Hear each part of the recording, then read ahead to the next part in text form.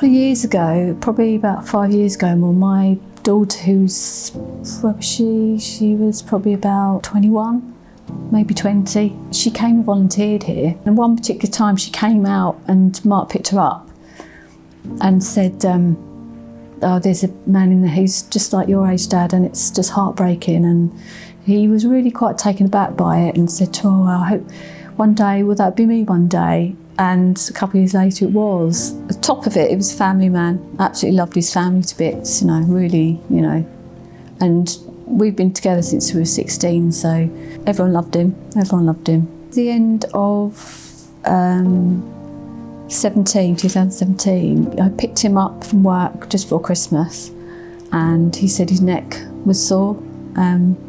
So he went to the doctor, a lot of pushing from me, and they found out that, they thought it was a trapped nerve, and that's what they were saying it was. And so he had painkillers. He was signed off work for a couple of weeks. And then as the time went on, it wasn't really getting better, but then he did wee blood, and from there we thought something wasn't quite right. So they were treating that as an infection, but I think it wasn't going away after antibiotics, and they discovered that he had kidney cancer. And it all tumbled into appointments and Oxford and what have you, and they were going to take the kidney out, but he kept saying about his shoulder, and eventually they did a big body scan and found out that the cancer was in his neck. Basically from there onwards it was just going downhill. It was treatment, it was chemotherapy, radiotherapy, immunotherapy. He tried everything, but they did say he only had a year to live at the time. He outdid that a bit, so because I knew he would. Without the support of Willen, I don't know what I would have done really. When I first walked in here, it's just calming.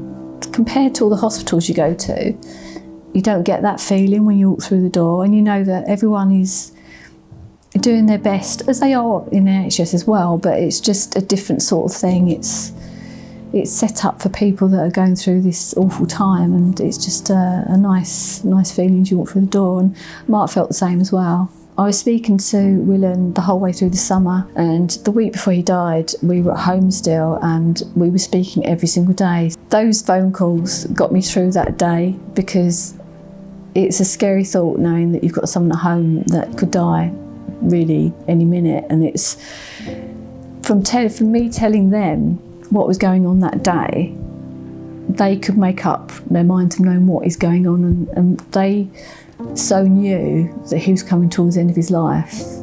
I knew as well, but I probably wasn't. I was just trying to think, okay, we're okay.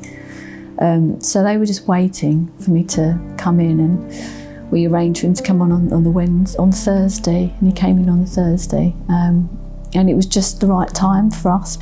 I stayed in the room, for 3 nights, and my son came for 2 nights. It was just me and my son in the end. We knew what was the situation was going on. It was very difficult and hard for everyone to have to deal with. So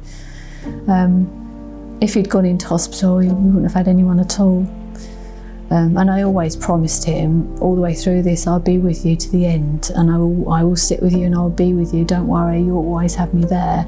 I couldn't break that promise, so that's why I stayed, and they were quite happy to let me stay. And the chair that opens up, and I slept in that, Sam was on just a normal chair, and the nurses felt so sorry for him. They found him a chair, and you could hear him coming down the corridors with it, trying to get this big chair through the door.